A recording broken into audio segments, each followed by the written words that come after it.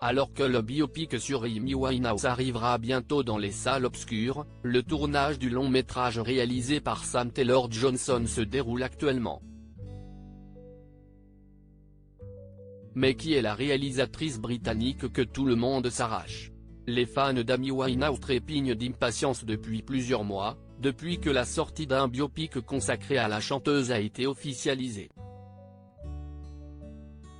Décédée le 23 juillet 2011 des suites d'une overdose d'alcool après une longue période de sevrage, Amy Winehouse, qui s'est battue pendant de longues années contre ses démons, avait rejoint le tristement célèbre club des 27, ces artistes morts à l'âge de 27 ans.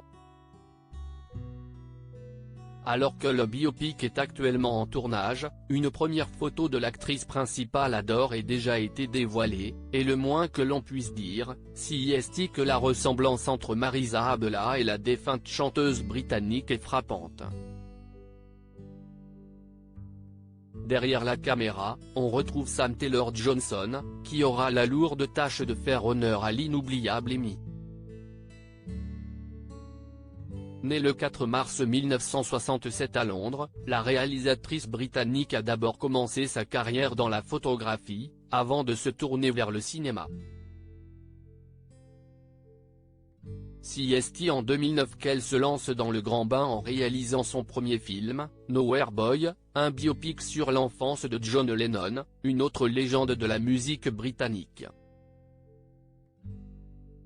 Une passion amoureuse avec Aaron Taylor Johnson, de 24 ans son cadet après 11 de mariage, Sam Taylor Johnson et le marchand d'art Jay Joplin avaient officialisé leur divorce en 2008. Déjà maman de 2 filles, la réalisatrice, connue également pour son adaptation cinématographique des romans 50 nuances de Grey, avait finalement rencontré Aaron Taylor Johnson, son acteur dans Nowhere Boy. À l'époque, Sam Taylor Johnson avait 42 ans et Aaron Taylor Johnson était quant à lui âgé de 18 ans. Depuis, le couple a accueilli 2 filles, et a régulièrement été ciblé par des critiques sur leur différence d'âge. Une vague de haine que l'acteur, pressenti pour incarner le prochain James Bond, a toujours décidé d'ignorer.